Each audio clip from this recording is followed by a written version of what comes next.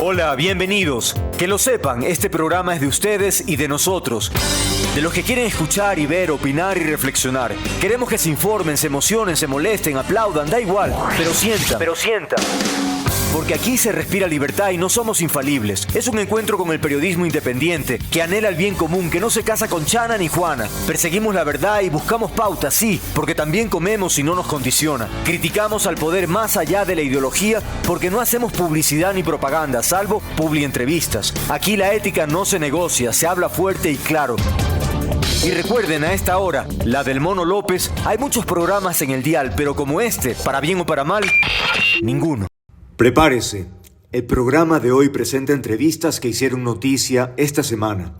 Declaraciones, análisis de los temas más actuales, aquellos incluso que siguen en desarrollo. Material necesario para comprender lo que ocurre en el país y el mundo. Bienvenidos.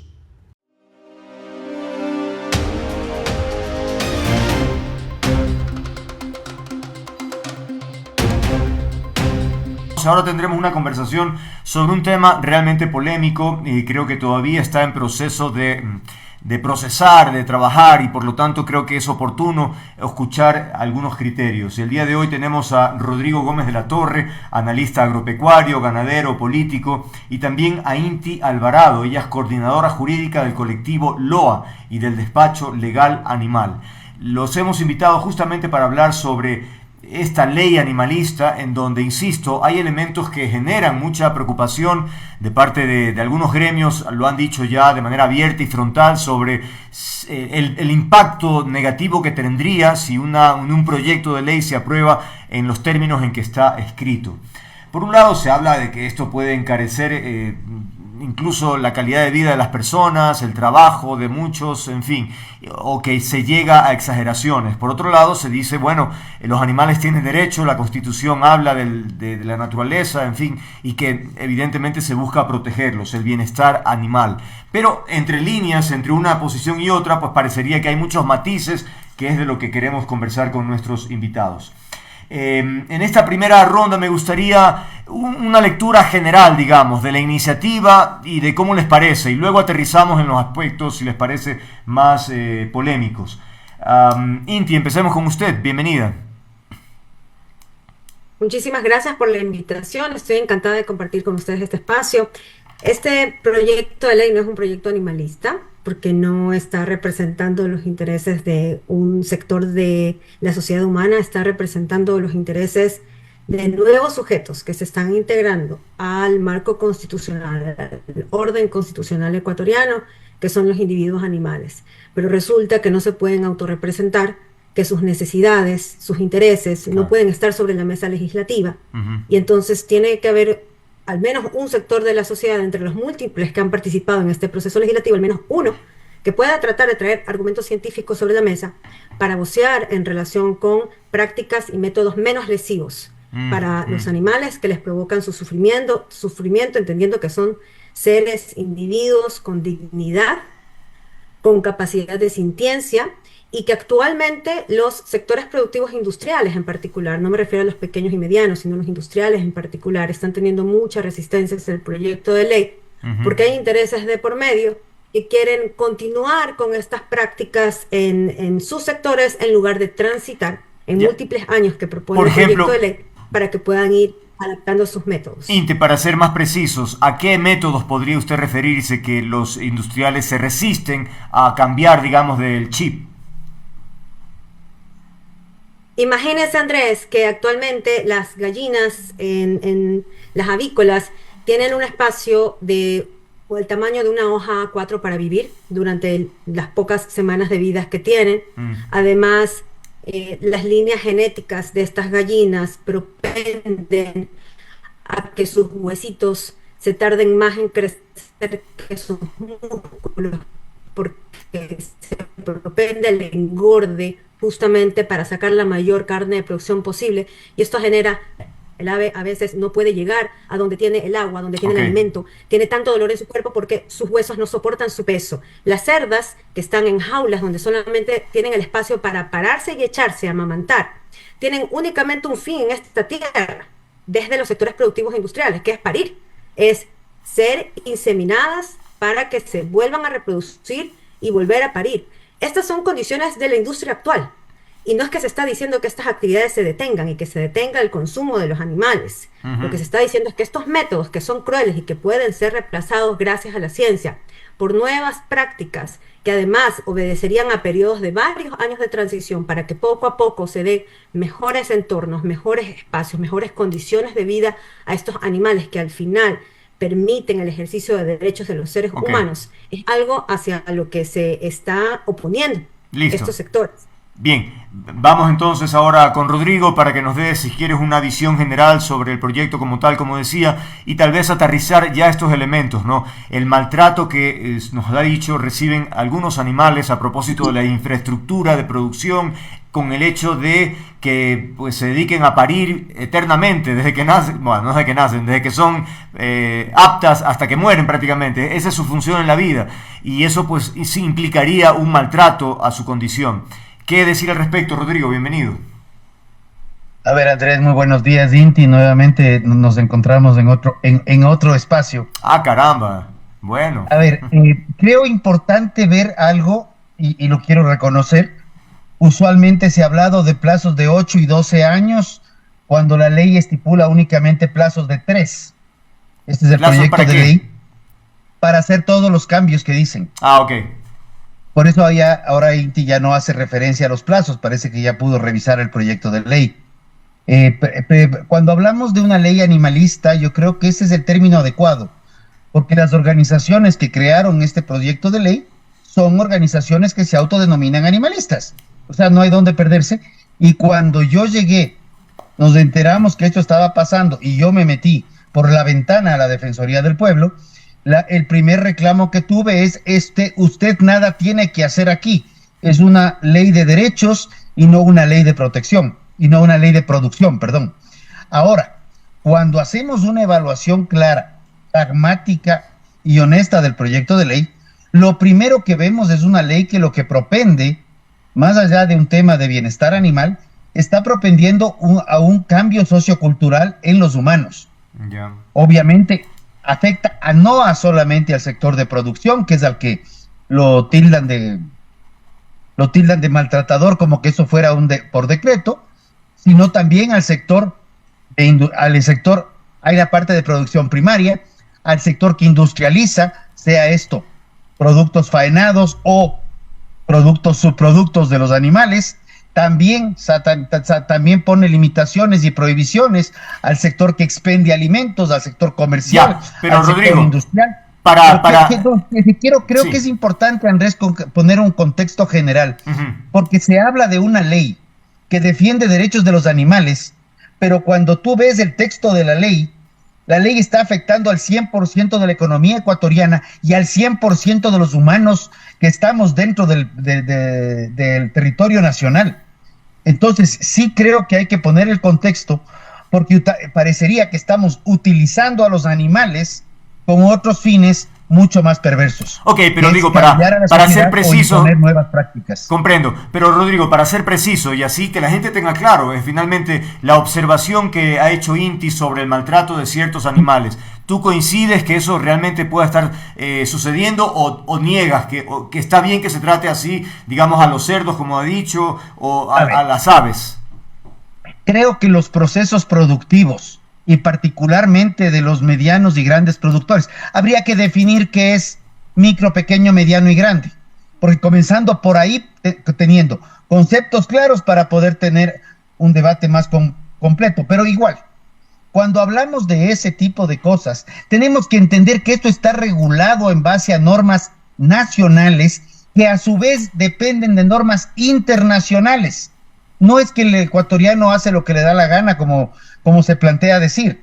Aquí las empresas medianas, grandes, inclusive desde los pequeños productores, están siendo observados y capacitados permanentemente por parte de Agrocalidad, por parte del Ministerio de Agricultura, y puede ser que haya falencias, en todo lado hay, pero esas falencias no podemos plantear que se llenan a través de prohibiciones en otro documento jurídico. Listo. Ahora, entonces, Inti, no sé si quieras acotar algo, pero tratemos de ser sucintos porque, claro, hay mucho debate de por medio y entonces para ser precisos y poder sacarle el jugo, ¿no? Una de las observaciones... Claro que sí. Espérame, no, la pregunta que también quiero acotar, digo, si quieres agregar a lo que dice Rodrigo, pero además yo quiero incorporar la crítica en el sentido de que si se aprueba en los términos como está esta normativa, pues ya no tendríamos la exhibición de carcasas donde están los animales no humanos recién fainados, es decir, los cerdos, los pollos. Se dice, bueno, que es una tradición de la sociedad el tener a los animales allí recién fainados para dar al consumidor. Eso tú evidentemente no estás de acuerdo. O sea, estás de acuerdo en que se prohíba, digo. Bueno, se mencionó, voy a ir entre mis comentarios a responder ese punto, Andrés. Ya. Se mencionó que este es un tema que va más allá del bienestar animal, totalmente, ¿sí? Estamos completamente de acuerdo. Ya. Este no es un proyecto de ley sobre parámetros de bienestar animal. Los parámetros de bienestar animal ya están integrados en la normativa en la normativa ecuatoriana, en el Código Orgánico del Ambiente desde el año 2017. En abril tuvimos el placer desde los movimientos sociales animalistas de estar en la Asamblea Nacional cuando se aprueba esta primer codificación de bienestar animal que se introduce en el país y que también hace referencia a los estándares internacionales. Pero esta ley, que es un mandato de la Corte Constitucional, no es de bienestar animal, y ahí estamos muy claras. Esta es una ley sobre derechos.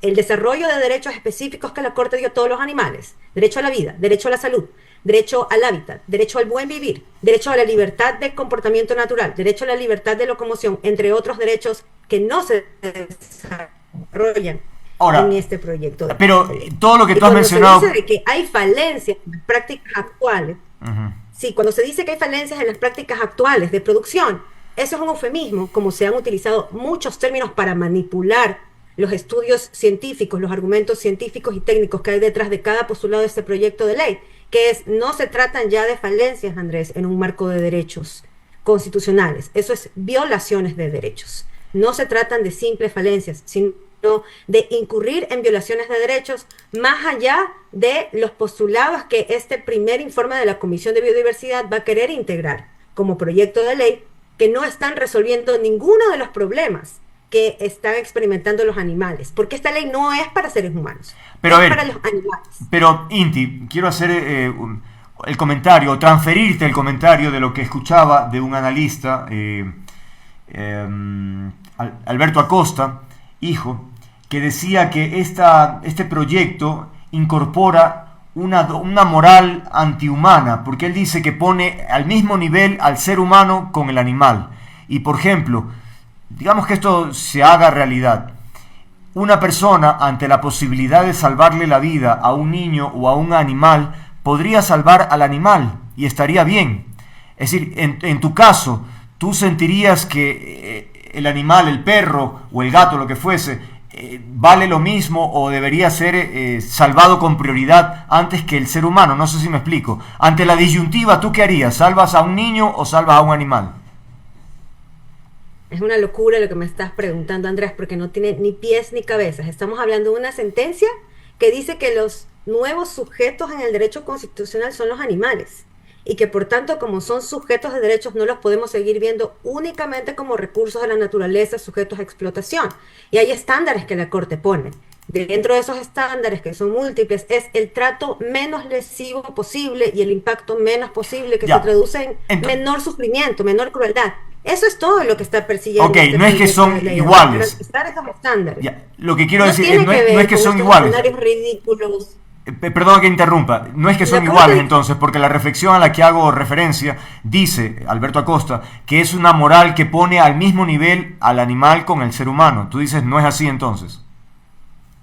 Mire, nos encanta desde los movimientos sociales animalistas que finalmente estemos hablando de las consideraciones morales que tenemos que tener hacia los demás individuos que están en el planeta. Eso es importantísimo. Entonces sí, claro que esto se trata también de un cambio sociocultural, porque la propia Corte lo ordena. La propia Corte dice que para pasar del antropocentrismo, que es el proyecto de ley que está en el primer informe de la Comisión de Biodiversidad actualmente aprobado y que además está siendo avalado por los sectores productivos industriales, ese es un proyecto directamente antropocentrista y no está cumpliendo con el mandato de la Corte de pasar a un sociobiocentrismo, Ok. donde la mirada ya no puede seguir siendo de que podemos hacer un uso ilimitado y una explotación ilimitada de los animales. Esta ley únicamente está imponiendo límites al uso que sigue siendo legítimo de los animales. No Ya, nos está igualando porque no necesitamos lo mismo, de Andrés. Los acuerdo. animales no necesitan el derecho a la educación, por Estupendo. ejemplo. Ahora bien, Rodrigo, lo que se menciona es que más que se sugiere o se, en fin, se pone una normativa es prohibiciones. Se prohíbe, pues, un montón de cosas, ¿no? Por ejemplo, el uso de piel animal. Entonces la gente que utiliza el cuero dice, ahora de qué vamos a vivir, es decir, por allí viene una serie de cuestionamientos. Se prohíbe la crianza de animales con líneas genéticas de rápido crecimiento. Se prohíbe la importación o exportación de animales, se prohíbe el uso de plumas o pelo animal, en fin, hay una serie de prohibiciones. Eso, ¿cómo lo ves? ¿Cuál es tu visión al respecto? A ver, creo que Inti ha hecho referencia mucho más que a la sentencia, ha hecho referencia al proyecto de ley presentado por la Defensoría. Quien pone límites es la Corte Constitucional, ya que la misma Corte aclara que los animales son sujetos de derechos y eso no hay discusión en este claro. tema, Ujú. pero la Corte aclara que los derechos de los cuales son sujetos los animales no son equiparables a los derechos de los seres humanos. Y eso es explícito por parte de la Corte. Ujú. Y aquí quiero enfatizar algo. Cuando tú revisas el proyecto de ley, es verdad, están planteando un cambio sociocultural, pero cuando tú tienes párrafos y principios en el proyecto de ley presentado que habla de el interés superior del animal, o en otra cláusula para que las más de 180 prohibiciones y más de 150 sanciones se puedan quedar cortas, te determina una cláusula abierta que dice que más allá de las prohibiciones determinadas en la ley, prácticamente es el Estado el que propenderá a entender y a interpretar cualquier otra cosa que pueda darse. Ese tipo de cláusulas, los efectos que tú has mencionado de los animales post-mortem, porque el uso del cuero, no estamos hablando de animales vivos, el uso de las carcasas. Curiosamente, carcasa es un término que no se usa en Ecuador, es un término que viene o de Estados Unidos o del Brasil. Aquí hablamos del cuy, hablamos del pollo, hablamos del hornado, pero Claro, no te olvides que también están los peces, los camarones, los langostinos, etcétera, los pescados, para ser exactos. Por otro lado, al tener todos los animales los mismos derechos, hemos hecho referencia a la gallina, hemos hecho referencia al cerdo, hemos hecho referencia al pollo, pero viene el otro aspecto. Ujú. ¿Qué pasa cuando te prohíben el uso de venenos, te prohíben el envenenamiento masivo de animales y dentro de los animales de los cuales está prohibido el envenenamiento masivo, tienes los animales plaga, como las ratas, tienes los animales plaga como los mosquitos que contagian el dengue y están matando a humanos? Y yo sí quisiera saber cuál es la respuesta de Inti sobre tu pregunta. Si tiene que escoger entre un animal, sea el que sea, ya no hablemos de un perro, un animal o un niño, ¿por quién escogería? Inti, Sí, me gustaría responder esa pregunta, si me permiten. por favor, claro. ¿Sí? Porque nadie Sí, esto- aquí censura nada. Sí, esto es un ejercicio de retórica falásica, ¿sí? Sabemos muy bien en la argumentación, no solo jurídica, sino filosófica también, que cuando se utiliza este método de manipulación de la argumentación para llevar al título personal una postura, es porque se quiere tender a la falacia. Y nosotras no tenemos ese estilo, y nuestro estilo de argumentación siempre ha sido un estilo sumamente técnico. Entonces, lo que yo puedo decir es que cuando se presenten situaciones en el marco del orden constitucional de derechos de los animales, donde una autoridad pública, que es quien sí tiene que tomar ese tipo de decisiones, yo, una ciudadana, no tengo que tomar ese tipo de decisiones sobre a quién voy a asesinar o no, pero cuando hay una autoridad pública que tenga que tomar una decisión, o un juez o jueza que tenga que hacer un ejercicio de ponderación, el proyecto original de la Defensoría del Pueblo contaba con un marco de desarrollo de principios y de derechos, y además algo importantísimo que está en la sentencia, la reparación integral del sujeto. Todo lo cual ha sido objetado por los sectores productivos, ha sido desechado por la Comisión de Biodiversidad, y por tanto, esta norma que consta en el primer informe no contiene los mínimos que la Corte exige para incorporar al ordenamiento jurídico un nuevo sujeto de protección. Ahora bien, es Nos quedamos correcto. sin respuesta. Es correcto el dato que mencionó Rodrigo Inti, en el sentido de que el proyecto contempla 180 prohibiciones y 150 sanciones. Y si es así, ¿no te parece demasiado punitivo? Es decir, va a ser una cosa bárbara, en el sentido de cualquier cosa requiere de una prohibición o sanción al respecto. Pues mira, así funciona un poco la técnica legislativa. Cuando un nuevo derecho, recordemos que estos derechos no existen en ningún ordenamiento jurídico del mundo. Este es el primer país que lo está haciendo. Está haciendo como un listado de derechos, no solo los de la Constitución, sino otros nuevos que gracias al principio constitucional de cláusula abierta permiten reconocerse a todos los animales. Entonces, lo que está diciendo es, hay 8 grupos de animales clasificados según su uso: animales marinos, acuáticos, subacuáticos, exóticos, silvestres, de compañía, de experimentación, de consumo. Hay muchísimos, ¿no? De trabajo. Y como todos tienen necesidades distintas, hay que diferenciar entre derechos específicos particulares que cada uno va a necesitar. Okay. Un animal destinado a compañía va a requerir el derecho a no ser abandonado, pero uno de consumo va a requerir un derecho a no ser sometido a estas prácticas de crueldad, cuando hay otros métodos menos lesivos, por Pero ejemplo. Y entonces, por ejemplo, en esa línea, Inti... De ahí se derivan, Andrés, las obligaciones y las prohibiciones. No Ya. va a estar compacto el ordenamiento jurídico si el sujeto que es titular del animal, que tiene la tutela y la responsabilidad del cuidado del animal, no tiene claridad sobre cómo cumplir ese derecho. Ahí las obligaciones del sujeto. Y además, si la multiplicidad de prácticas crueles que actualmente a las que se someten los animales, porque son muchísimas, son innumerables, no están tampoco reguladas de manera que no se puedan seguir cometiendo. Ahí la necesidad. Luego, en el proceso legislativo, por supuesto que se pueden revisar los textos, mejorar, subir, bajar lo que se requiere. Oye, pero Inti, no puede, por ninguna circunstancia, irse en contra del espíritu de la norma, que es garantizar derechos. ¿Y qué hacemos con las plagas, Inti? Esa parte faltó. Es decir, si tenemos una población que está atacada, digamos, por una plaga de ratas, ¿qué hacemos?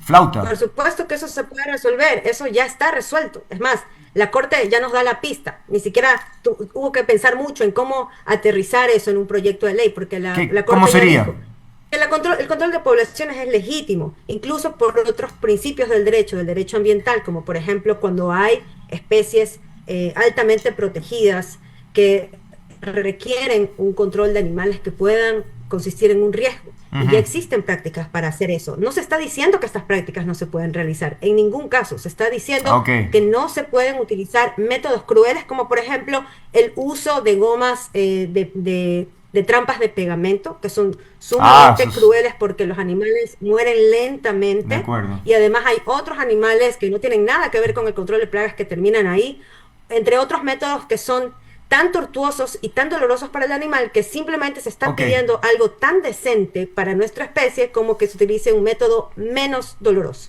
En estos días, Rodrigo, ¿Cuál sería ese método?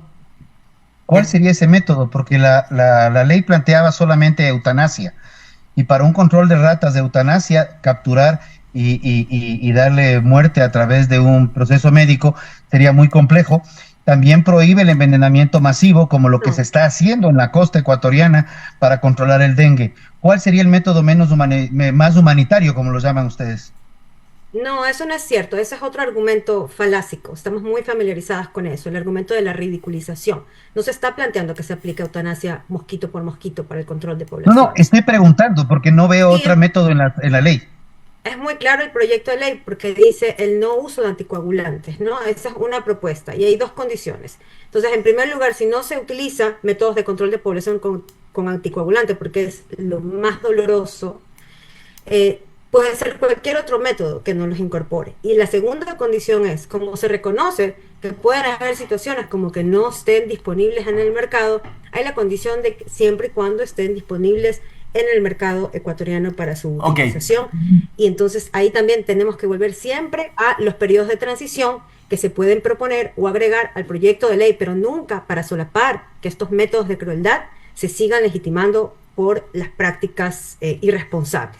Decía hace un momento, Rodrigo, que decía Inti que a ratos pueden haber frases o actitudes que pretenden, digamos, llevarlo a la burla, este tema, ¿no? Y ahí sale de inmediato, lo pensé, lo recordé, debes haber visto el video de la diputada chilena que se ha hecho viral en el sentido de hablar de los peces, y ella decía que los peces son animales inteligentes, con personalidad propia, con pensamientos, intereses y memoria, seres inteligentes que han aprendido a jugar fútbol o a usar herramientas. Y eso podría ser utilizado en esa línea, es decir, ¿cuál es el alcance de este perfil que se dibuja de los peces? ¿Cuál es tu visión al respecto? Rodrigo. Los animales del agua han sido los más olvidados. Era a Rodrigo le estaba preguntando si tú crees que estás o no de acuerdo con esa línea. Presumo que no.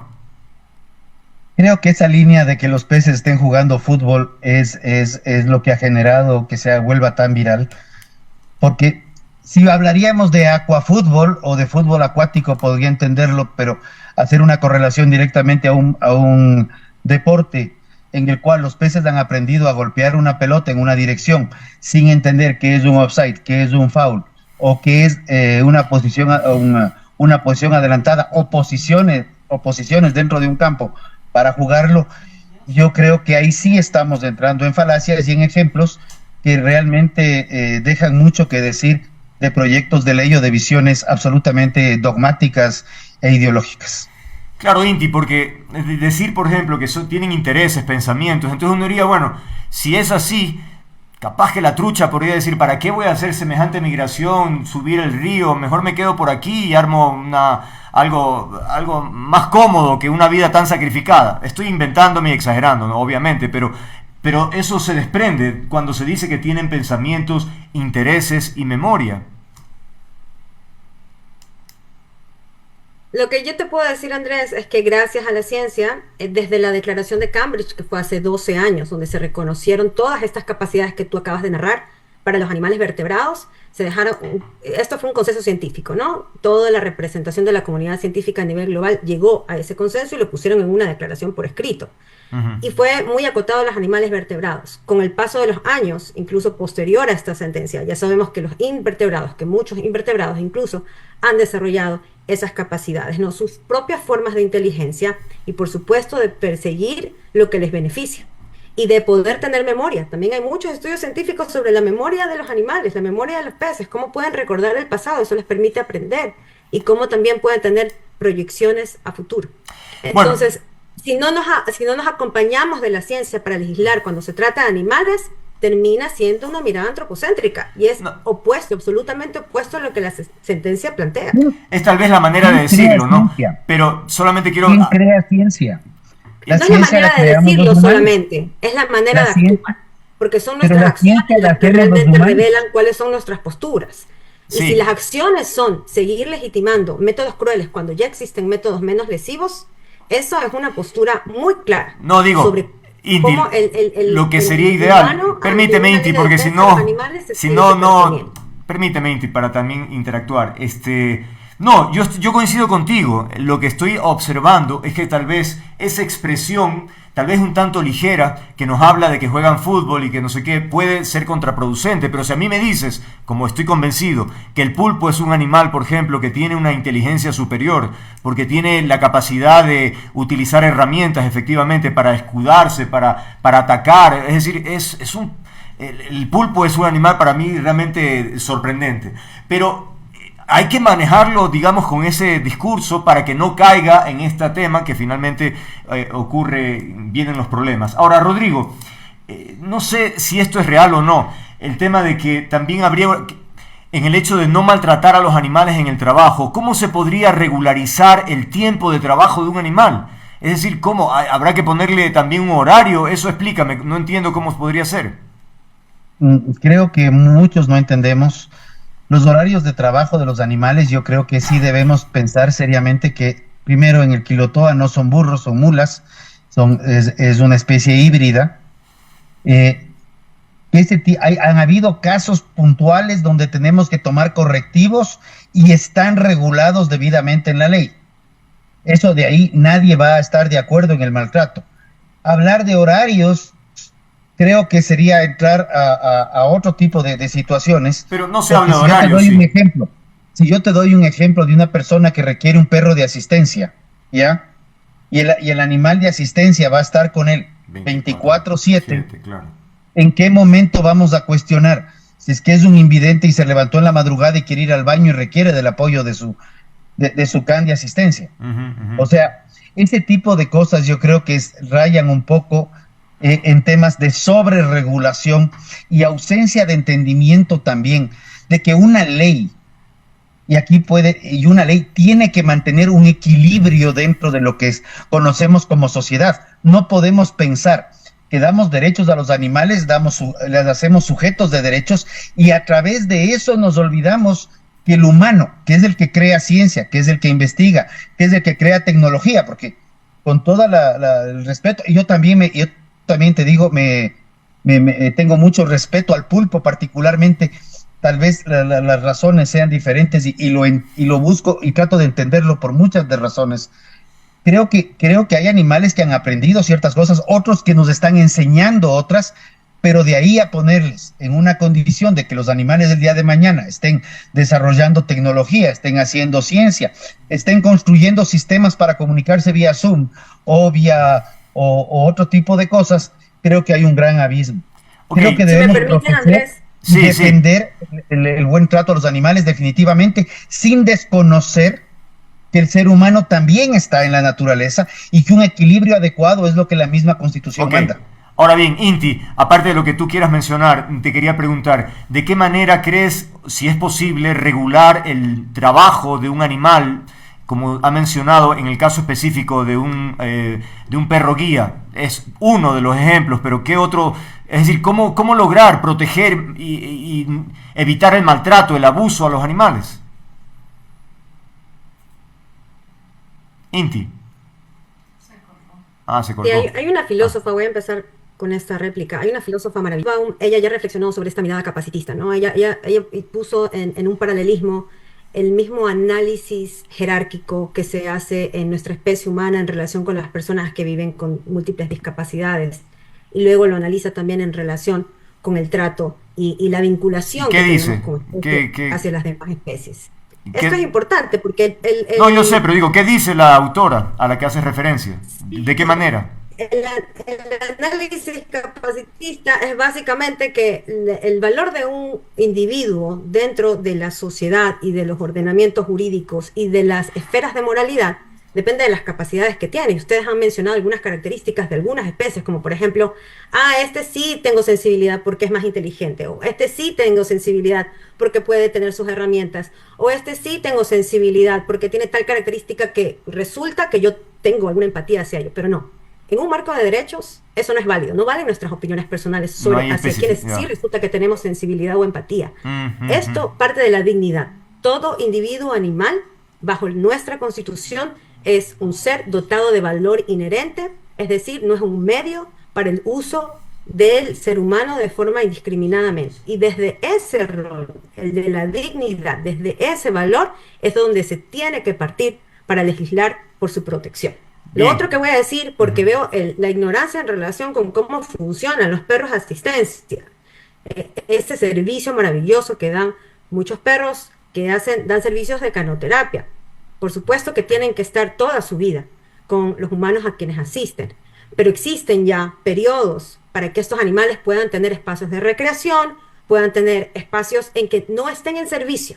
Hay una gran diferencia entre ser un perro de servicio, por ejemplo, una persona con discapacidad invidente, o ser un perro que también está oliendo estupefacientes para servicios a la policía. Todos estos perros tienen espacios de descanso. A eso se refieren los límites en el tiempo de trabajo, para que el tiempo sea suficientemente equilibrado, de manera que puedan cumplir con su rol de servicio, pero también se les pueda garantizar otro derecho constitucional que está en la sentencia, que es el derecho al libre comportamiento animal según su especie. Un perro tiene derecho a ser perro, no a solamente tener que oler estupefacientes al servicio de la policía y no solamente tener que asistir a una persona invidente. Debe tener el derecho a también cumplir con sus ciclos naturales. Por supuesto. De eso se trata, y así es como se materializa ese derecho en términos de tiempos y de espacios para que el animal goce de ese derecho. 100% de acuerdo con eso. Debemos ya terminar. Rodrigo, muy brevemente, una idea final, por favor. Una puntualización. ¿Qué pasa con los perros humanizados que tenemos hoy en día, donde nadie los cuestiona, que andan en carritos, se les pinta las uñas y se les viste? porque este no tiene nada que ver con el comportamiento de un perro, y Por parece que supuesto. eso sí está, si bien hace mención que no se pueden humanizar a los animales, pues esa es una práctica común sobre la cual mayores comentarios no he escuchado. Y es una especie de maltrato también, ¿no? Porque el perro no entiende por Así qué es. lo visten de tal manera, por qué lo acicalan. Es un perro que quiere estar, como tú decías hace un rato, Inti, siendo perro. Y resulta que los humanos nos afanamos para que sean cada vez más como niños, ¿no? Y tampoco es lo correcto. Y este proyecto de ley, esta propuesta que desde la sociedad civil se ha venido proponiendo en el espacio legislativo, no tiene ningún tipo de interés en dotar de características humanas No a va por ningún ahí. animal, en absoluto. Ok, Lo que se está intentando es desarrollar un marco de derechos que hasta ahora no se lo ha logrado. ok.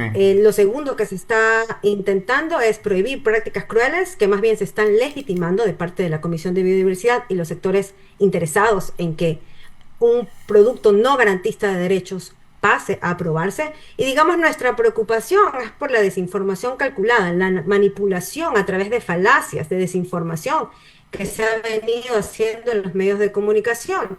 Y por supuesto, hay recursos para poder elaborar esas campañas de desinformación que se circulan en redes sociales y en muchos medios. Y la otra parte, los animales no tienen esas capacidades de poder dar la información correcta sobre por qué cada uno de los postulados que intenta defender sus condiciones de vida tiene una base Bien. científica y técnica. Lo que sí podemos decir es que de ninguna manera vamos a desamparar a los animales que no pueden defenderse en ninguno de estos espacios, que están a la merced de lo que sea que los humanos decidan en sus Bien. propias mesas, y ellos siguen en estos centros de confinamiento que en algunas veces se han comparado a utilizar todos los recursos que la ética, sabemos que ellos son parte del mundo en el que vivimos, y que si los animales viven en una condición más digna, de menor crueldad, los seres humanos, los animales humanos también lo vamos a lograr. Muchísimas gracias por haber participado en este conversatorio. Sin duda, posiciones encontradas, pero que bueno, han tenido la oportunidad de expresar sus argumentos. Quienes nos escuchan tendrán las herramientas para elaborar su propio criterio. Creo que nos hemos quedado cortos, porque hay muchísimos otros temas a topar que capaz en otro instante podríamos hacerlo. El tema de la producción, se dice que podría provocar una suerte de escasez de productos, de problemas alimenticios, en fin, una serie de cosas que sin duda será interesante abordar más adelante. Por ahora, gracias a Rodrigo Gómez de la Torre y a Inti Alvarado por haber estado aquí. Que tengan una buena noche. Muchas gracias.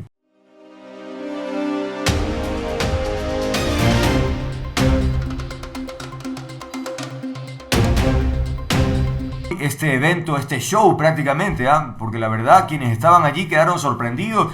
Tanqueta, ejército, bueno, era un despliegue.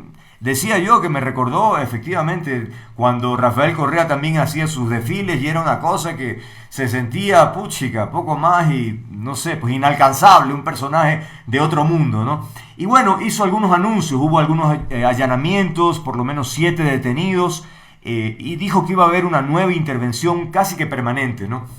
Y bueno, hay otros detalles que tienen que ver con el alcalde, pero empecemos con esta parte, concejal. ¿Cómo recibe la población? Me imagino que de todas maneras con mucha esperanza, ¿no? Porque la verdad, Durán, estamos hablando de la ciudad más violenta del mundo. O sea que el hecho de que haya habido este gesto, me imagino que debe despertar cierta ilusión de que las cosas mejoren. Muy buenas tardes, Andrés. Muchísimas gracias por la invitación. Es un gusto estar en tu programa, y un cordial saludo a toda tu audiencia y a mi gente linda de Durán. Gracias. Bueno, he tenido la oportunidad de conversar tanto con vecinos como con líderes barriales durante estas horas a partir de las declaraciones y la presencia del presidente acá en Durán. Ya sabíamos que iba a venir porque la semana pasada lo anunció. Como tú lo dices, una presencia imponente, ¿no?, del presidente en Fincas Delia, un sector que ha sido afectado por la inseguridad, uno de todos los sectores, porque claro, todo Durán tiene un grave problema. No de ahora, hay que decir que esto viene ya arrastrando muchos años, pero de lo que he podido conversar con los ciudadanos es que no solamente esperan anuncios, no solamente esperan palabras, promesas, sino quieren ver verdaderas acciones, porque cada vez que ha habido algún decreto de estado de excepción. Lastimosamente vienen los militares o los policías cuando sucede algo, operativos en zonas principales. Entonces la gente quiere que realmente se den resultados, como lo que acabas de mencionar, ¿no? 7 aprehensiones, y que esto se dé de manera continua y en el largo plazo, ¿no? Que no sea por una semana, 15 días, un mes, sino que se logren bajar esas estadísticas, como tú lo acabas de decir. Año 2023, la ciudad más peligrosa del mundo. Año 2024, con corte recién del mes pasado, también seguimos en los mismos números a nivel nacional. Entonces creo que ya es hora de bajar esas estadísticas. Ahora, entre los resultados también se anota la detención de Edgar L., considerado como un objetivo de intermedio valor de la banda de los Chone Killers. Dice también se ha descubierto documentación relacionada con tráfico de tierras, así como armas, municiones, vehículos, sustancias estupefacientes, en fin. Ahora, algo que llamó la atención fue, uno, la ausencia nada más y nada menos que del alcalde. O sea, estaba ahí toda la plana mayor de la presidencia con Fuerzas Armadas, policía, y el líder de la población no se encontraba, más bien fue criticado por una parte, y por otra, pues dijeron que que ni siquiera sabían quién era el alcalde de Durán. O sea, la ministra de Inclusión Económica y Social mencionó aquello que no sabía quién era, que nunca lo había visto. Eso, ¿cómo recibe la población ese tipo de expresiones? Bueno, en cierta parte sorprendida. Nosotros como concejales por lo menos nunca recibimos una invitación por parte del gobierno, ni hemos tenido conocimiento de acerca de los acontecimientos. Salió en las noticias acerca de una oficina paralela al municipio con este tema. Sí, entonces, lastimosamente no hemos recibido ninguna invitación. No puedo hablar por el alcalde, él tendrá que darlo a conocer. Pero yo lo que siempre digo, Andrés, es nosotros tenemos que trabajar por un objetivo. El gobierno nacional por brindarle seguridad y todos los derechos que nos merecemos todos los ecuatorianos, y el gobierno municipal cumplir con lo establecido en su plan de gobierno y llevarle la tranquilidad y el buen vivir a los ciudadanos. Ese es el objetivo. Y si bien es cierto, olvidarnos de las banderas políticas y las disputas, porque si no nos unimos a estas alturas, como estamos viviendo, más que todo lo que pasa aquí en Durán, se tiene que articular el gobierno nacional de la mano del municipio. El uno poniendo mano dura, como lo quiere hacer, y el otro también recuperando el tejido social, ejecutando los presupuestos que se deben ejecutar en el 2024, porque tuvimos un año muy duro en el 2023, y necesitamos que eso comience a cambiar en este 2024. Ahora, porque Andrés, sí, el problema está en que hay una campaña que se habla sobre la inseguridad, sobre lo malo de Durán, que somos primeros en todo lo malo.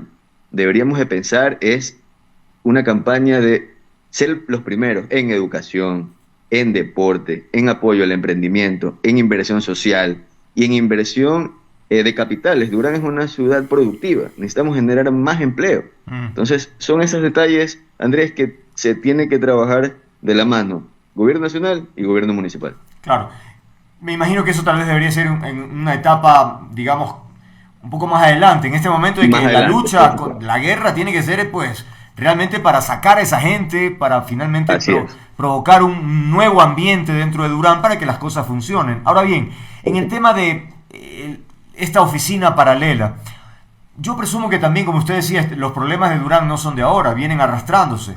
Entonces, lo que llama la atención es que tampoco el alcalde haya tenido conocimiento, o si tuvo conocimiento, no dijo nada. Más bien, ahora que el presidente Noboa ha dicho que encontraron aquello, el alcalde Chonillo anuncia que solicita a la Procuraduría para que investigue este tema.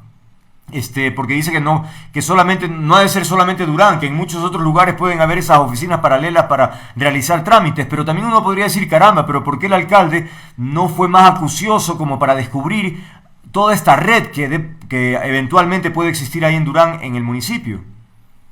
Bueno, estoy totalmente de acuerdo contigo, Andrés. Hay que hacer también muchas veces un mea culpa de las cosas que suceden en el gas municipal. Si bien es cierto, el alcalde tiene un problema de seguridad que todo el Ecuador lo conoce, pero asimismo tiene un equipo de trabajo, tiene un equipo de directores, de subdirectores, de jefes departamentales, y tiene a sus concejales. Lastimosamente la comunicación entre alcaldía y concejales no es óptima. Nosotros no tenemos ningún grado de decisión, nosotros nos basamos a hacer lo que hace el COTAC, proyectos de ordenanzas y fiscalización, parte administrativa, parte de proyectos. Nosotros en ese sentido no hemos sido considerados.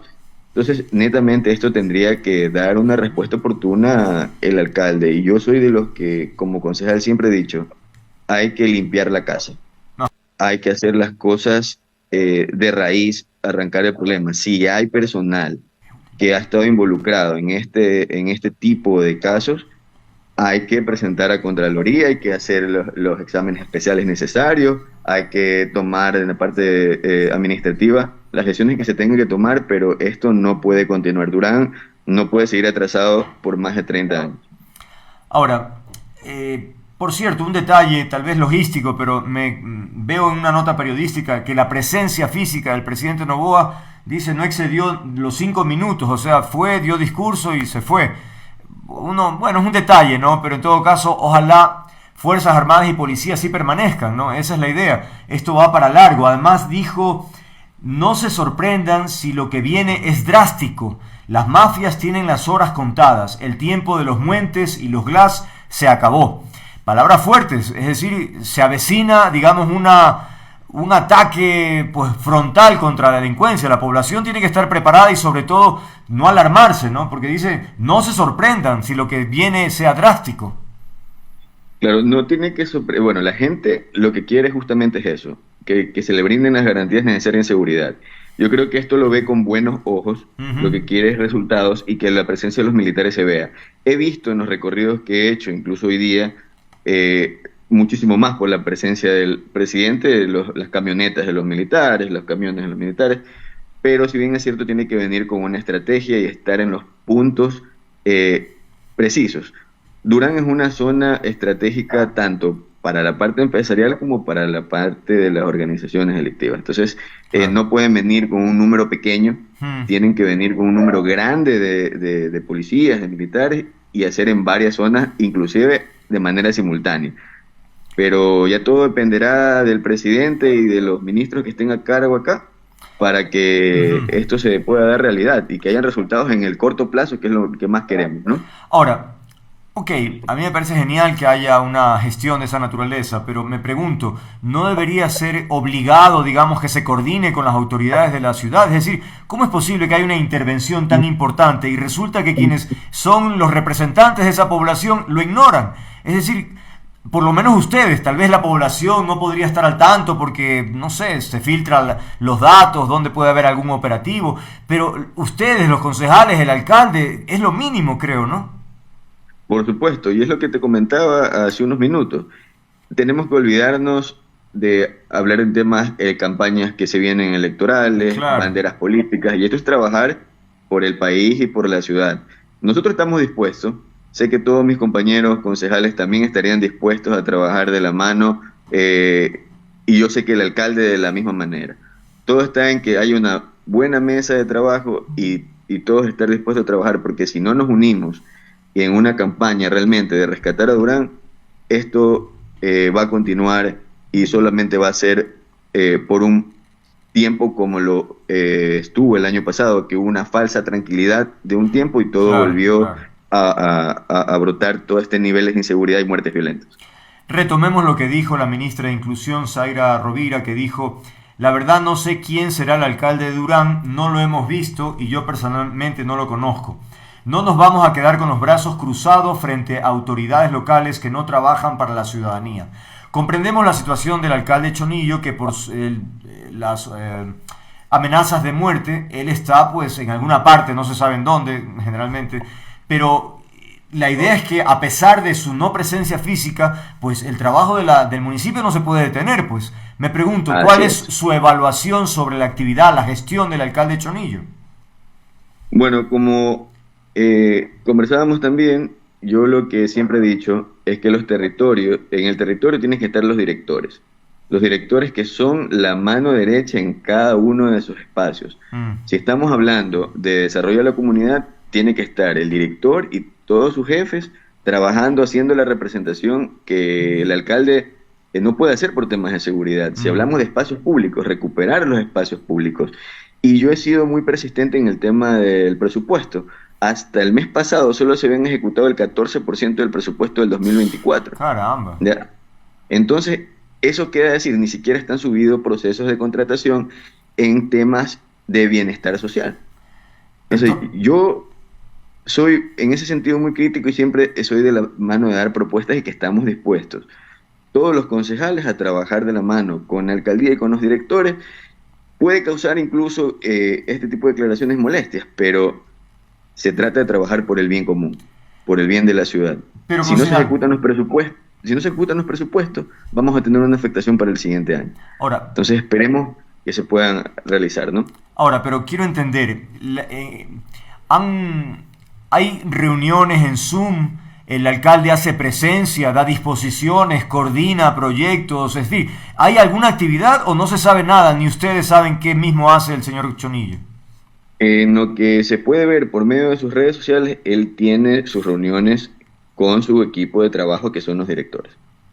Con nosotros los concejales solamente netamente los días jueves, que tenemos sesión de consejo online y se toman las decisiones de los puntos del orden del día, que en su mayoría son temas de legalizaciones de terreno que se realizan, ¿no? O en este caso de ciertos proyectos que se pueden aprobar. Increíble, o sea, él gestiones con los directores, las cosas Así que es. hay que hacer. Y con ustedes, Así bueno, el trámite de tierras, caramba, pero Legislativo, netamente. ya. Ujú. En el día a día no se sabe nada del señor alcalde. Poco, nada, realmente Wow. lo que más esperamos y lo que yo siempre le he puesto a disposición, todo lo que he podido hacer durante este año se logra caminar día a día a pesar de la inseguridad.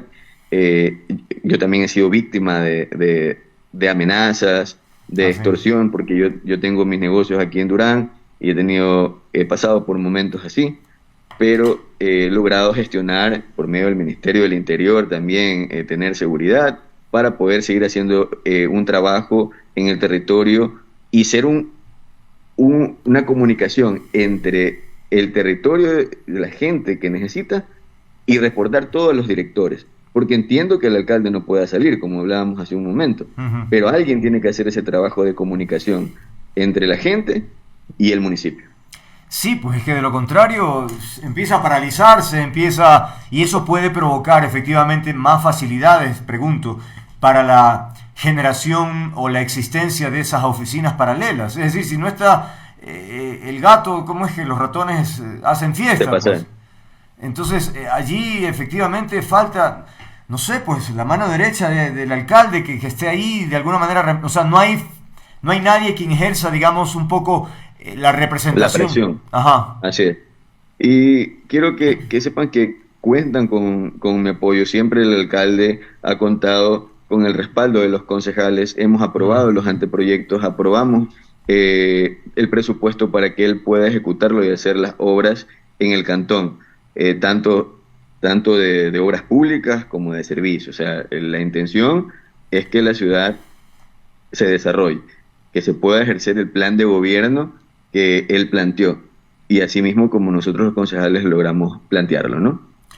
Bien, veremos qué sucede. Vamos a darle seguimiento, como no puede ser de otra manera, sobre cuáles son esas acciones que vienen a continuación de parte del gobierno, que ha anunciado, digamos, esta toma de Durán, y que ojalá esa toma implique no solo la parte, que es súper importante sin duda, de la inseguridad, sino también el tema de educación, el tema de salud, o sea, que ayude, pero es que ahí se requiere tener la contraparte de la ciudad, pues no, porque efectivamente tiene que haber una coordinación. Lamentable a ratos, ¿no?, que las autoridades no sean capaces de trabajar en función del beneficio de la gente, que para eso están allí, ¿no?, elegidos para eso. Pero bueno, daremos seguimiento. Por ahora es todo. Agradecerle a Hugo Obando, concejal de Durán. Que tenga una buena noche, concejal. Muchísimas gracias, Andrés. Éxitos en su programa. Gracias, igualmente a usted.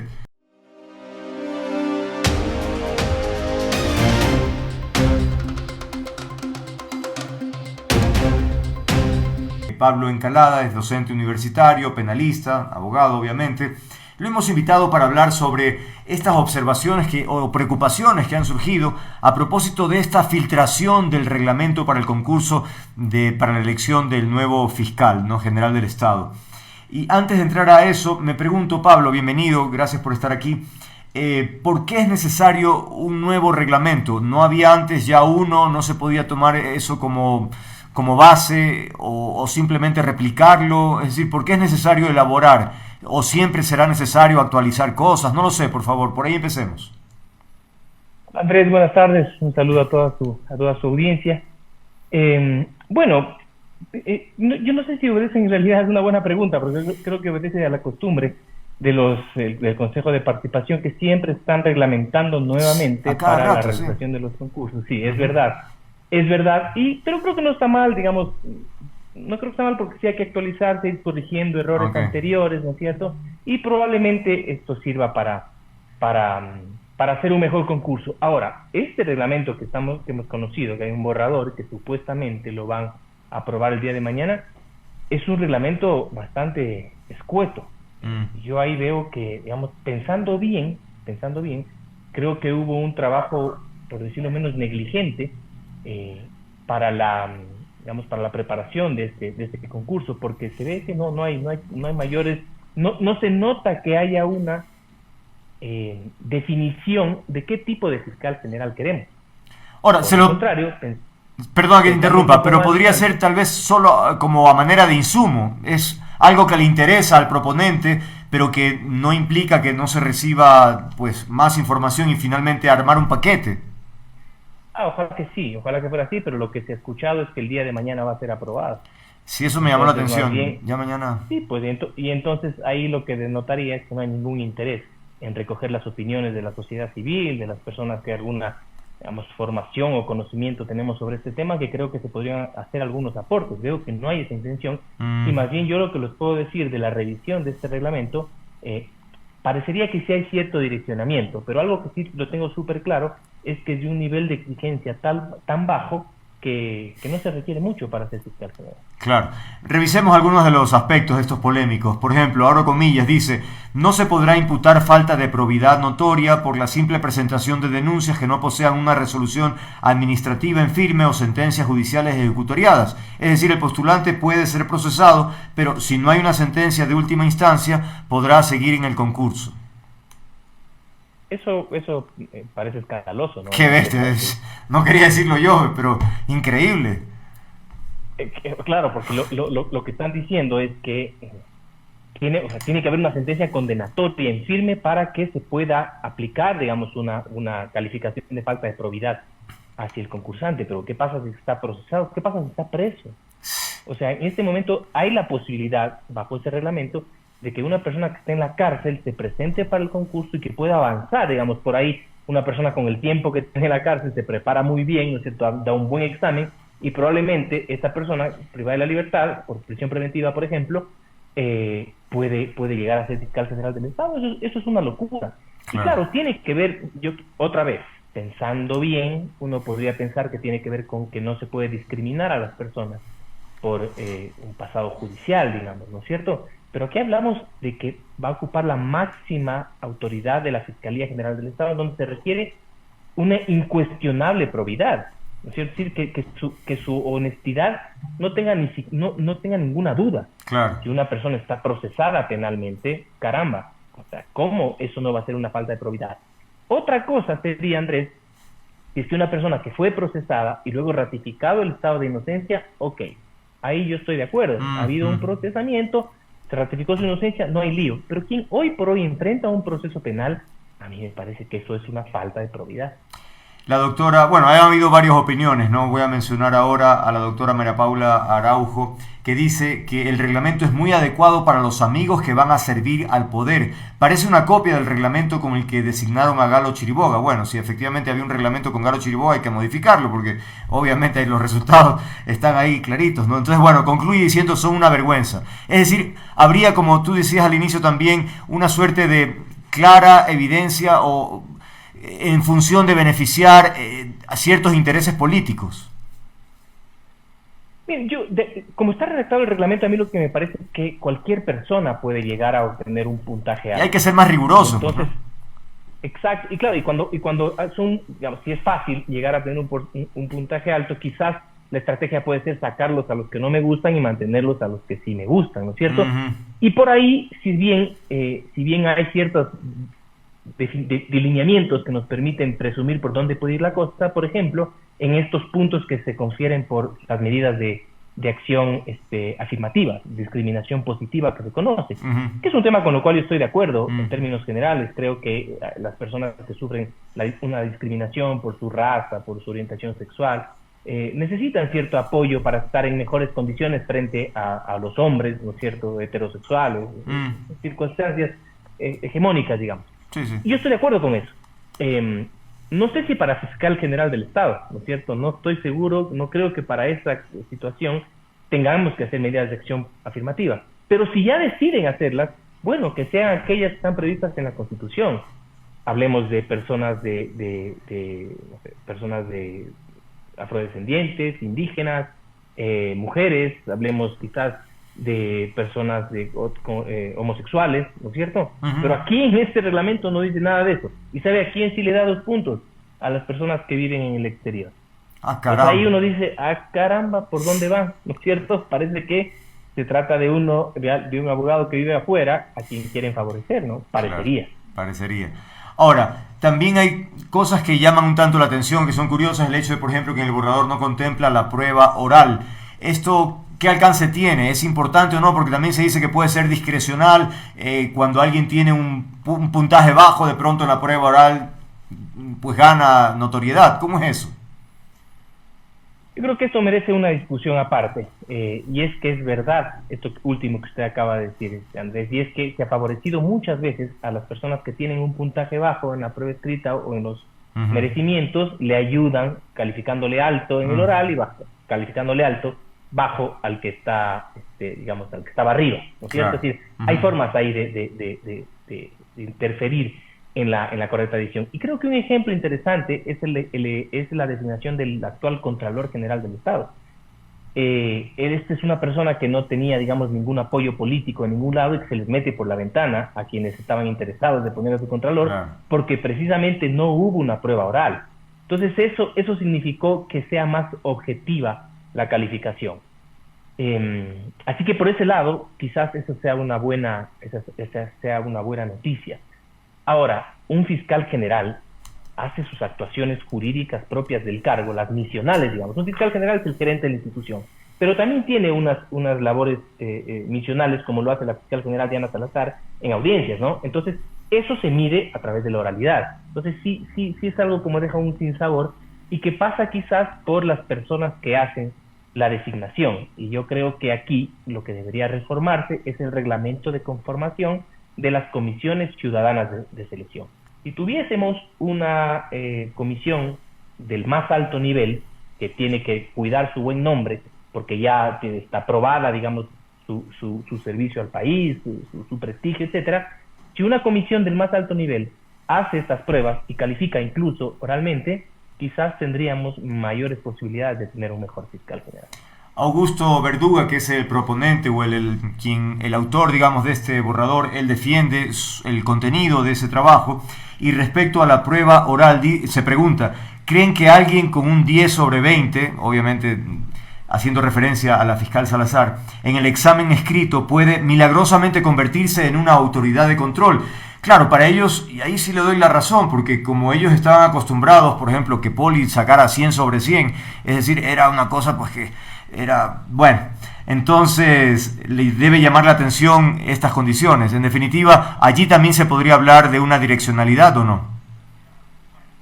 O sea, es que ese es el tema, ¿no? Yo creo que entretener esta posibilidad de que manipulen el concurso, ¿no es cierto?, y eliminarla para evitar esa discrecionalidad, bueno, yo prefiero eliminarla. ¿Qué preferiría? Digamos, el ideal fuera que hayan personas suficientemente probas, ¿no es cierto?, que puedan hacer un examen oral en donde se pueda verificar cuáles son sus reales capacidades, como hemos tenido en otros momentos para la Corte Constitucional, por ejemplo, ¿no es cierto? Entonces ahí, en la oralidad, ¿no es cierto?, es en donde nos desarrollamos los litigantes, y yo creo que debería ser calificado.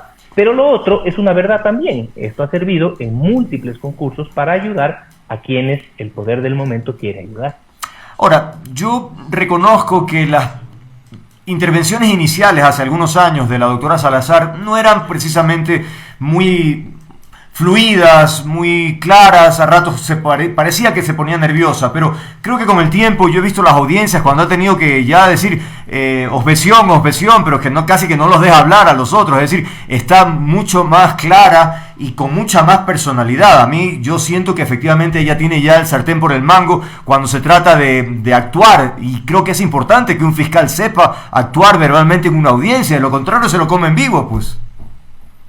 No, yo comparto ese criterio. Creo que la fiscal Salazar sale bastante aplomada del cargo, pero digamos, poniéndolo en términos generales, no hablando de ella particularmente, pero en términos generales, nadie debería llegar a aprender en la Fiscalía Comprendo. General. Es decir, o sea, sí necesitamos el más alto nivel de la persona, la próxima persona que vaya a ocupar. No estamos hablando de ella, pero me refiero, esto, digamos, así debería ser. Y en ese sentido, ahí viene el problema, que ya tú lo has mencionado, ¿no?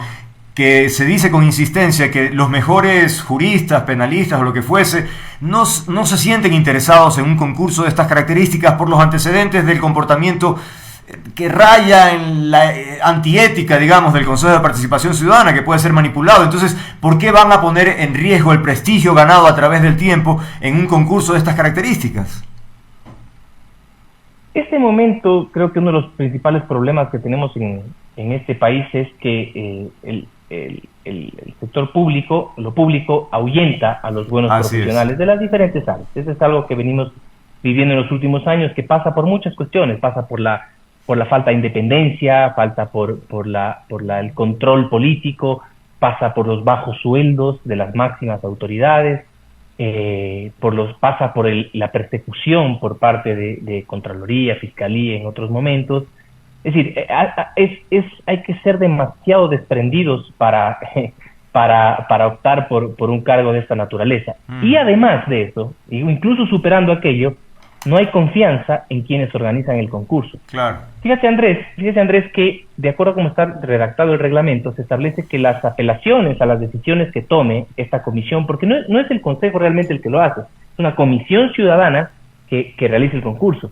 Pero se establece en el reglamento que las apelaciones a las decisiones de esa comisión las resuelve el Pleno del Consejo de Participación. Entonces ellos tienen el total control, y después de ver lo que han hecho con el Consejo de la Judicatura estas últimas semanas, hace que sea muy difícil que alguien de prestigio, digamos, que arriesgue su nombre para someterse a este proceso. Ramiro García daba cuenta de lo que él interpreta todo este proceso. Dice, bueno, el plan recién empieza. Ya tienen al presidente de la Judicatura por 6 meses, luego viene la Fiscalía por 5 años y luego el Consejo de la Judicatura también por 5 años. Si esto se logra, se habrá entregado el país a la delincuencia. ¿Tanto así, doctor Encalada? Bueno, son palabras bastante más fuertes.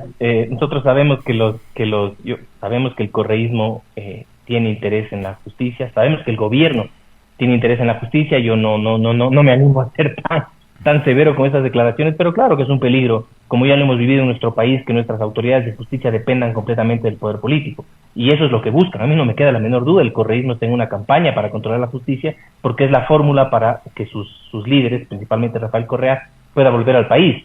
De ahí a decir que se entrega al crimen, me parece que es un poco más fuerte, pero sí es un peligro, y vemos que están operando de manera conjunta. Además, yo veo que el gobierno con el correísmo parece que se olvidaron, limaron las perezas, y para poner al actual, al que posicionaron hoy o ayer, el presidente de la Judicatura, se pusieron de acuerdo nomás, ¿no es cierto? Así que a mí no me sorprendería que tengan un candidato común, ¿no es cierto? Y que apoyen a una persona que esté en el extranjero y que le vayan a dar más puntos para que esté más arriba en el concurso.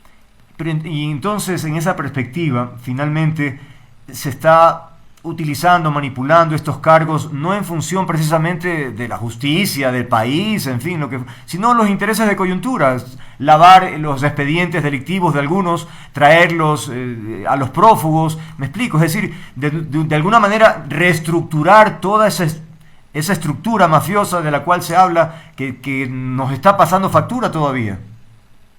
Pero que ya lo hemos vivido, ¿no? En la época del correísmo, en los mejores años del correísmo, tuvieron absolutamente el control de todo. Ahí tuvieron un fiscal general que era prácticamente un secretario del presidente de la República, tuvieron un presidente del Consejo de la Judicatura que su último cargo había sido secretario particular del presidente de la República. Entonces, ya hemos vivido esto. El secuestro de la justicia es gravísimo, y las secuelas las seguimos viviendo hoy por hoy. Esta desbandada de la justicia, este momento tan crítico que vivimos hoy, es también culpa de aquellos tiempos en que hubo un sometimiento total de la justicia, y que yo lo he dicho en este espacio, creo, lo he dicho en otros espacios, la impronta del correísmo es que tenemos una justicia de jueces gatitos, de aquellos jueces que tienen terror de tomar decisiones, digamos, conflictivas, o que prefieren acomodarse al poder porque hay que cuidar el carguito.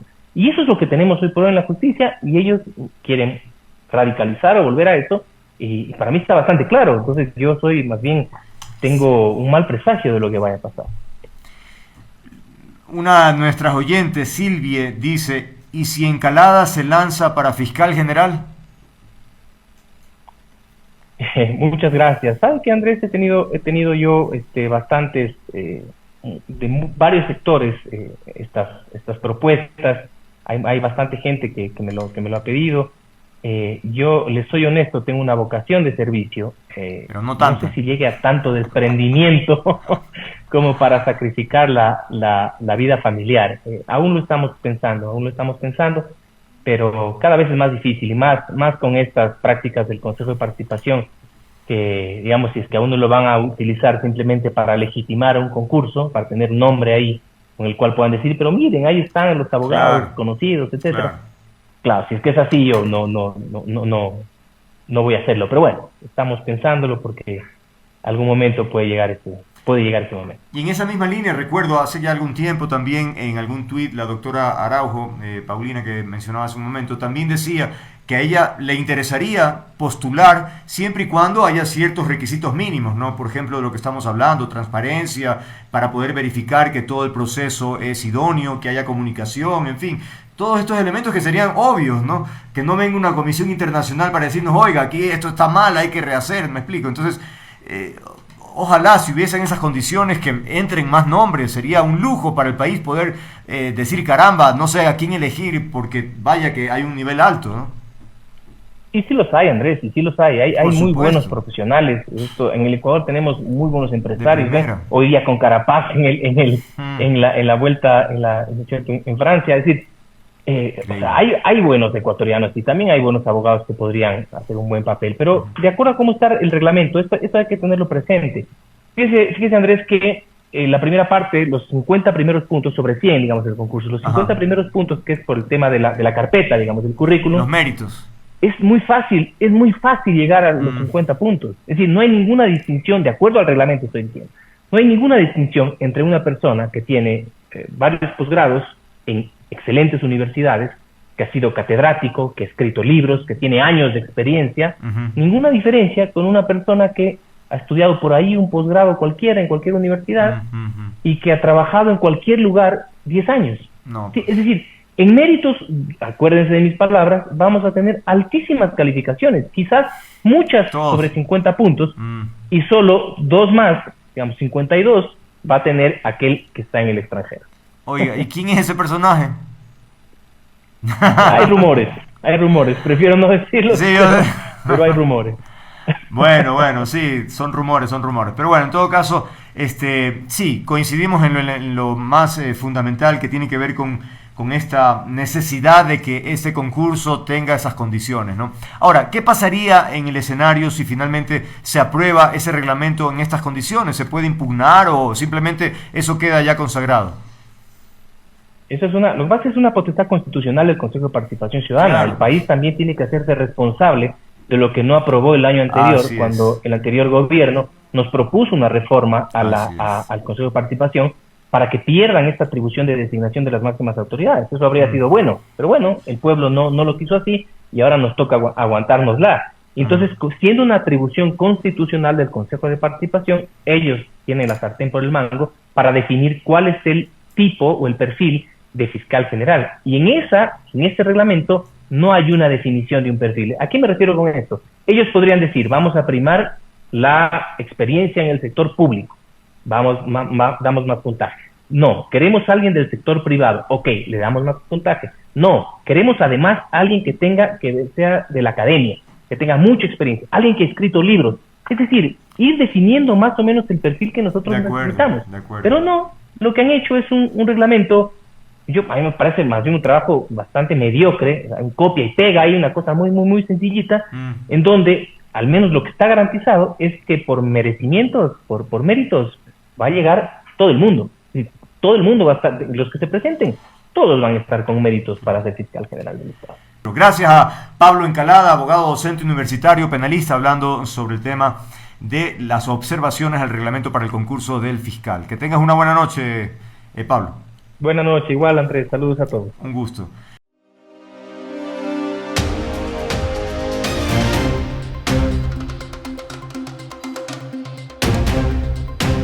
Vamos entonces, para iniciar el diálogo con él, vemos una fotografía del Oriente, ojalá se pueda conectar, digamos, para verle la cara y así conversar con don Justino Piguaje, dirigente de territorios de la nación Siecopay. Siecopay es la cosa, Siecopay. Gracias, Justino, por conectarse. ¿Qué tal me escucha? Tiene apagado el micrófono. A ver. No le hola, hola. Ahí está. Correcto. ¿Sí me escucha bien, Justino? Sí, fuerte y claro. Perfecto, muchas gracias. Bueno, estamos a la expectativa de que se conecte también Romero Viadaza, pero bueno, hasta tanto vamos a iniciar el diálogo con usted de la comunidad Siecopay de Ecuador, y están llevando adelante una suerte de encuentro para hacer reunificación familiar. ¿Esto qué significa? Es decir, estamos hablando que varias nacionalidades hoy están divididas, pero muchos años atrás serían parte de una misma comunidad. Hoy, por los conflictos entre Ecuador y Perú, conflictos bélicos, en su momento fueron separados. ¿Es así? Cuéntenos un poquito sobre eso.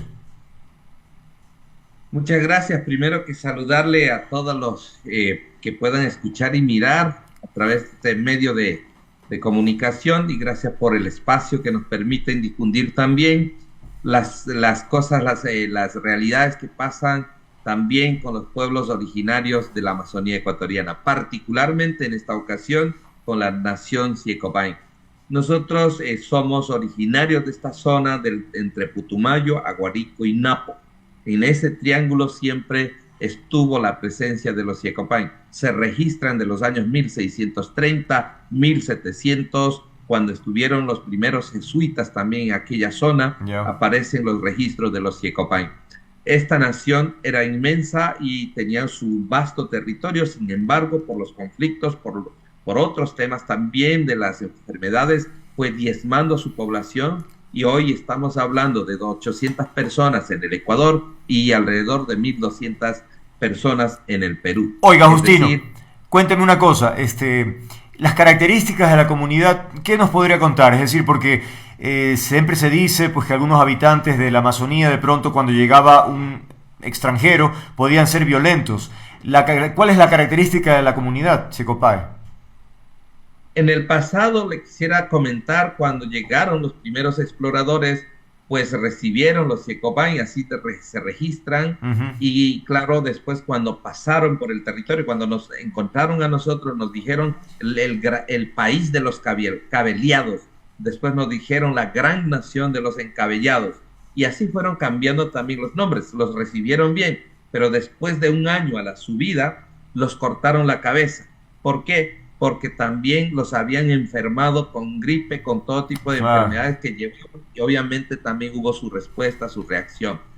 Somos un pueblo pacífico, somos un pueblo espiritual, y somos un pueblo que siempre hemos permanecido en ese sitio, y evidentemente esas características hasta hoy se ven vigentes hasta la actualidad. Ok, y ahora cuéntenos también los conflictos bélicos que estábamos conversando de Ecuador y Perú. ¿Provocó la división, la separación de familias de una misma comunidad?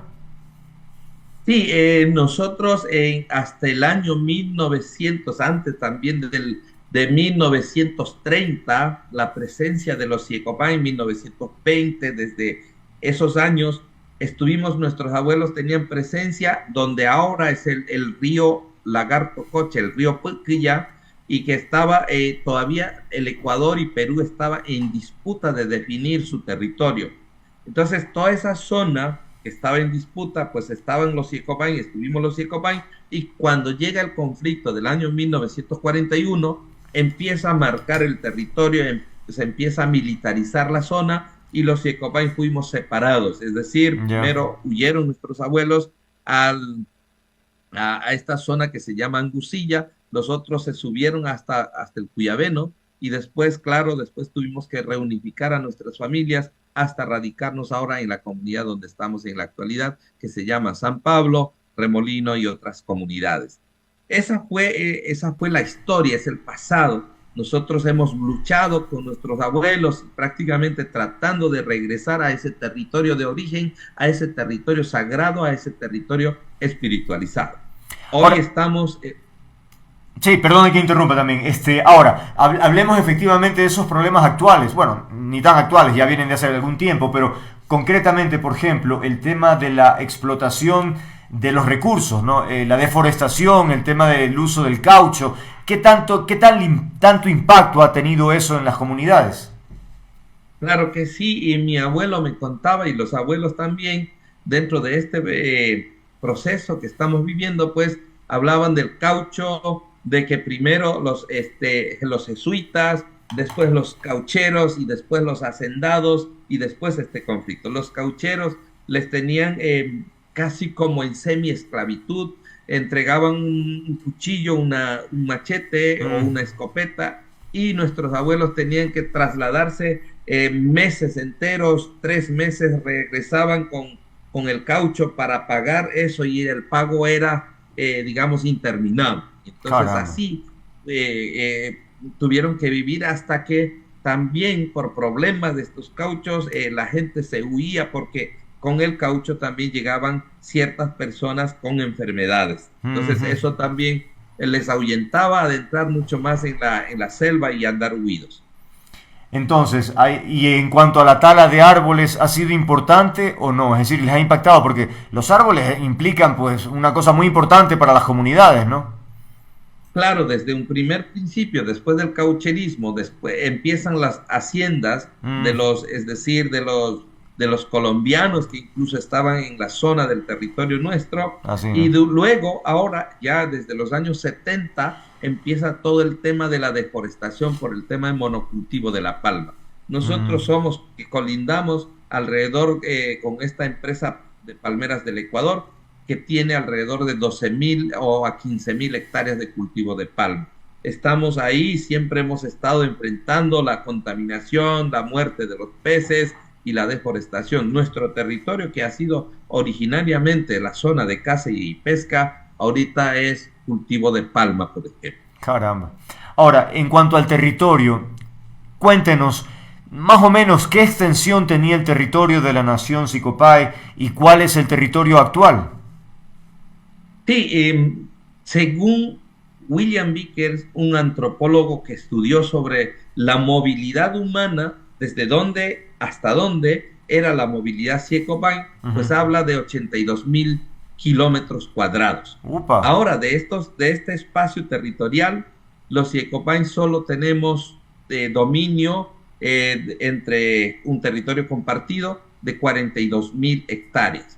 Y después, ahora, bajo un proceso judicial, hemos logrado conseguir las 42,360 hectáreas, bajo la administración directa que tiene que ser de la nación Siecopay, pero que todavía no está siendo ejecutada la sentencia. Ok, ahora en esta parte me parece importante que usted explique por qué necesitan ese territorio. Estamos hablando de 40 y pico de mil hectáreas. Uno diría, caramba, ahí se puede construir, con la mentalidad occidental me refiero, ¿no? Ahí se puede construir quién sabe cuántas urbanizaciones, o sea, una población entera. Es decir, ¿por qué 800 personas necesitan una extensión tan amplia? ¿Cuál es la cosmovisión indígena?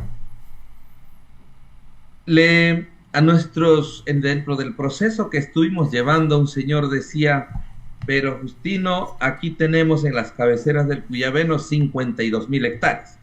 ¿Por qué ustedes no aceptan esta cantidad que nadie está haciéndose cargo de este territorio, de este espacio territorial, y por qué están luchando en un territorio que tienen que navegar horas enteras para llegar, y un territorio pantanoso que con la visión de agricultura no les va a servir de nada. Claro. Entonces, la respuesta de nuestros abuelos siempre fue de que el territorio que usted nos está manifestando no tiene ningún vínculo material, ningún vínculo espiritual, sobre todo inmaterial, no tiene ningún vínculo. Y por eso nosotros estamos planteando, porque allí, en el territorio de Puquillá, de 42.300, aunque fue extenso, nuestro territorio, ahorita lo que estamos reclamando son 40. ¿Pero por qué? Porque ahí está el conocimiento, ahí está la sabiduría, ahí está la cosmogonía de los Yecopain, esa relación, digamos, inmaterial de los Yecopain con la selva, con el agua, con el pantano, con los árboles, ahí está presente.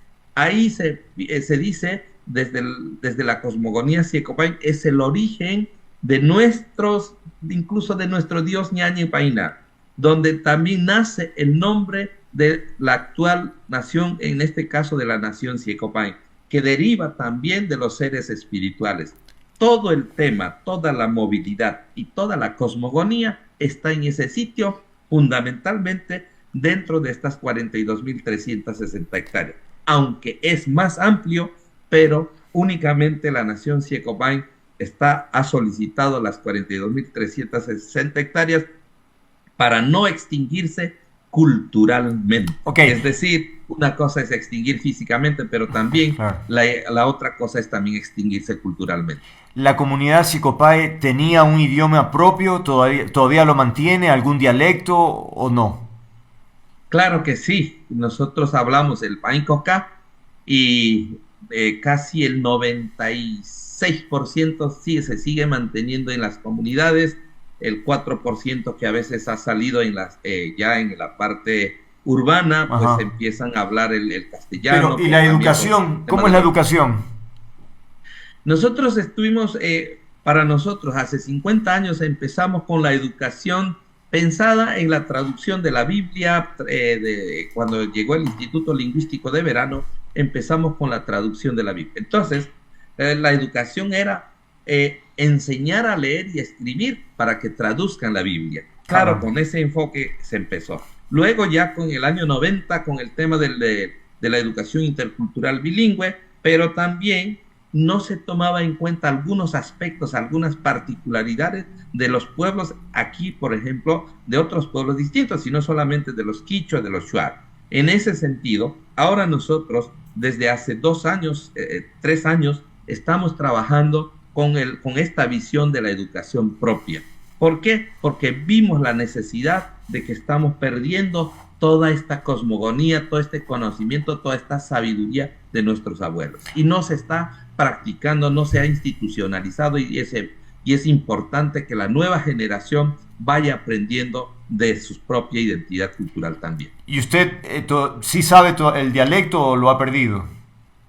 No, claro que sí. Para mí es un poco complejo hablar el castellano. Yo aprendí a hablar a los 12 años y claro, estoy tratando de hacerlo mejor.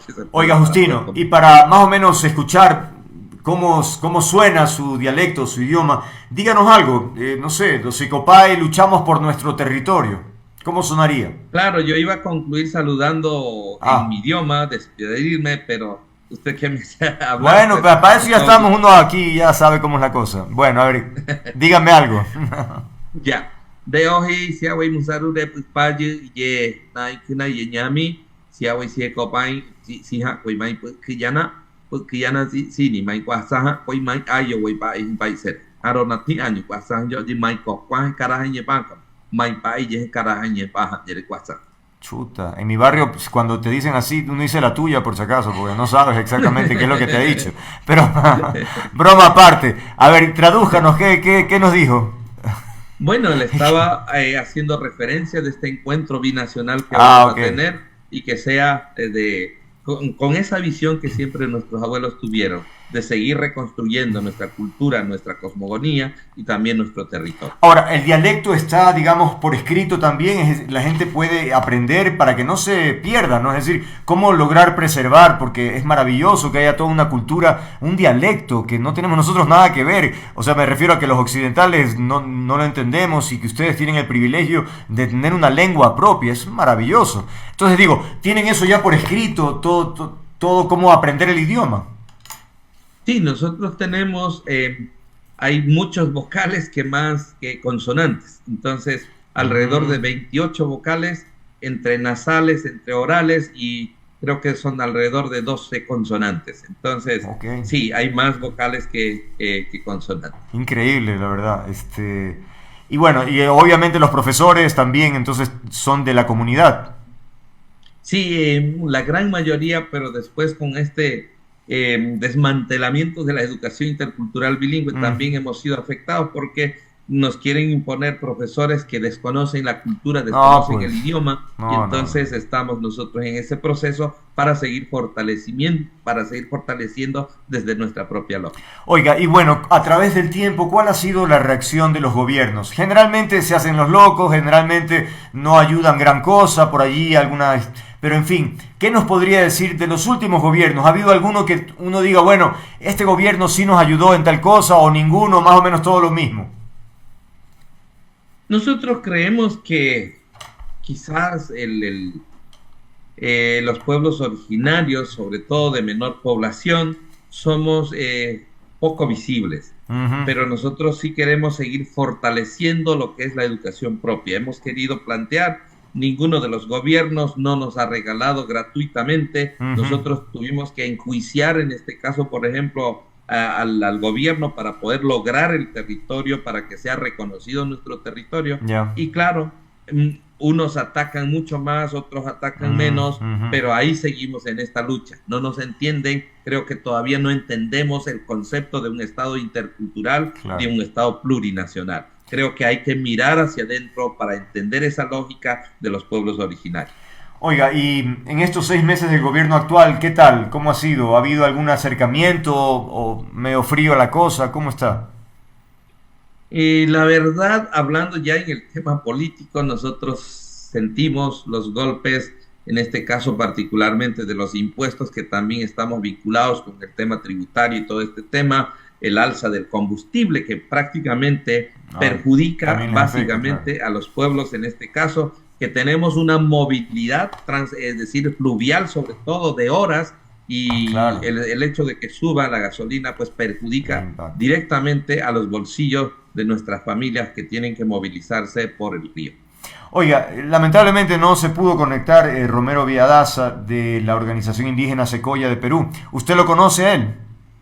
Sí, es un pariente, es un primo de tercer grado. Mire, que tras el conflicto fuimos separados, y después ya en el año, yo creo que llegué a conocer a Romero en el año en el 2008 básicamente, y claro, llevamos estas relaciones ya de familiaridad también. Son muchos que se han quedado en el lado del Perú, y también estamos acá otras familias en el lado de Ecuador. Y supongo que tienen los mismos problemas, ¿no? El despojo de territorio, el tema de la invasión de los colonos. ¿Es básicamente lo mismo o hay alguna diferencia de fondo?